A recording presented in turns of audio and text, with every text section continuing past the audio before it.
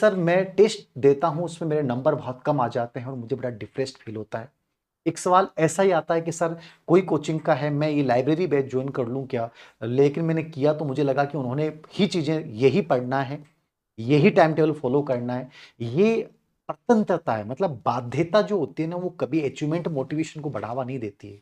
मैं फिर कह रहा हूँ, एक एनवायरनमेंट चुनिए, अच्छे लोग चुनिए, जहां आपसे अच्छी पढ़ाई होती है उसको चुनिए, अपना टाइम टेबल बनाइए, अपने टॉपिक डिसाइड कीजिए और उसके अनुसार पढ़ना स्टार्ट कर दीजिए, ज्यादा संभावनाएं बन जाएंगी। समझ रहे हो? इसका तरीका क्या ढूंढना है? मान लीजिए आपने एक टेस्ट दिया, टेस्ट देने चाहिए कि नहीं देने चाहिए? देने चाहिए टेस्ट, कोई नुकसान नहीं है। लेकिन टेस्ट में नंबर कितने आ रहे हैं वो इंपॉर्टेंट नहीं है।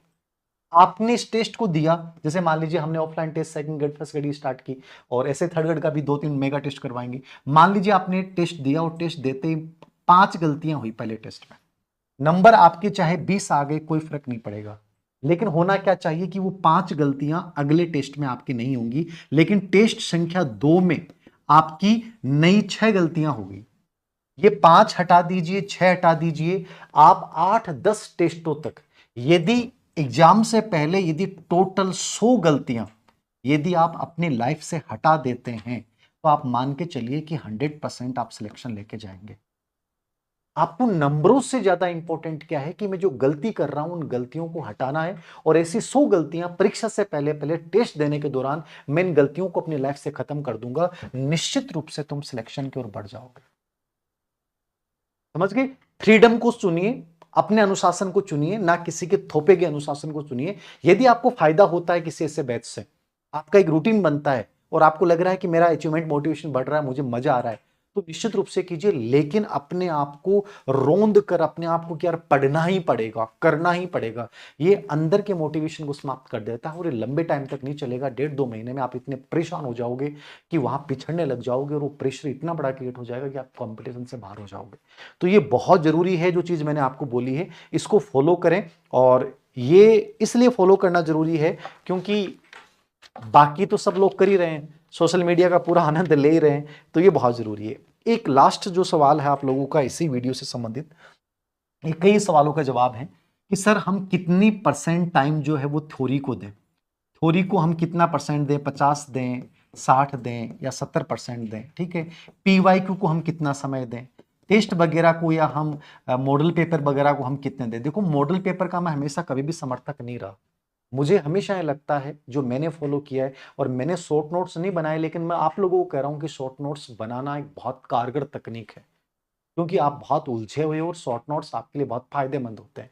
लेकिन जैसे आप थ्योरी की बात आती है तो आप लोग क्या हो रहे हो, कई बच्चे कह रहे हैं सर हम पीवाईक्यू पढ़ जाएं क्या? पीवाईक्यू अधीनस्थ सेवा चयन बोर्ड में तो फिर भी आ रहे हैं, आरपीसी में तो पीवाईक्यू इतने आ ही नहीं रहे। वो तो कंप्लीट एनालिटिकल पेपर बना रहा है, वहां तो आपको सोचना पड़ेगा कि पेपर कैसे आ रहा है।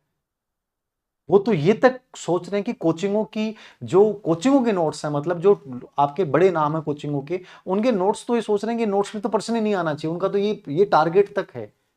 और आरएस मेंस में तो स्थिति ये थी कि जिन्होंने देखा ना कि एक जैसी कॉपियां जिन्होंने लिख दी, एक ही कोचिंग के नोट्स लिख दिए, उन बच्चों को नंबर ही नहीं दिए उन्होंने।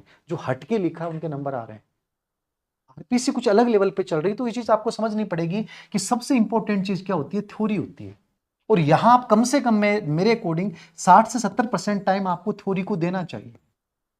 और जो भी आप टेक्स्ट बुक से पढ़ रहे हो, जिससे पढ़ रहे हो, आपकी मर्जी है, लेकिन इसको आप इतना टाइम जरूर दीजिए, क्योंकि यहां से कॉन्सेप्ट क्लियर होंगे। उसके बाद आप, जैसे आपने टॉपिक पढ़ा, तो मैंने कहा कि आप 10% या 15% टाइम जो है पीवाईक्यू को दीजिए, और लास्ट में आप टेस्ट इसलिए दीजिए क्योंकि आपको अपनी गलतियों का पता चलेगा। तो उस टेस्ट को आप 10% या 15% टाइम इसको आप देते हैं। तो इस प्रकार से यदि आप फॉलो करते हैं तो मेरे अकॉर्डिंग एक बेहतरीन तरीका हो सकता है भीड़ से अलग करने का, अपने आप को साबित करने का। और इन सब से भी अंतिम स्थिति जो सबसे जरूरी है, मानसिक रूप से संतुलन बनाते हुए अपने ऊपर ही विश्वास रखकर कि मैं अच्छा कर रहा हूं और मैं अच्छा कर जाऊंगा, तो निश्चित रूप से आपको हटकर अलग कुछ करने की जरूरत नहीं है। ये वही बातें हैं जो मैं अलग अलग वीडियो में बता चुका हूं। आज एक कॉमन वीडियो के माध्यम से केवल मैंने इतना बताया है। थोड़ा सा अपने ऊपर विश्वास रखिए, कहीं भी किसी भी कोचिंग इंस्टीट्यूट कहीं भी जाने की जरूरत नहीं है।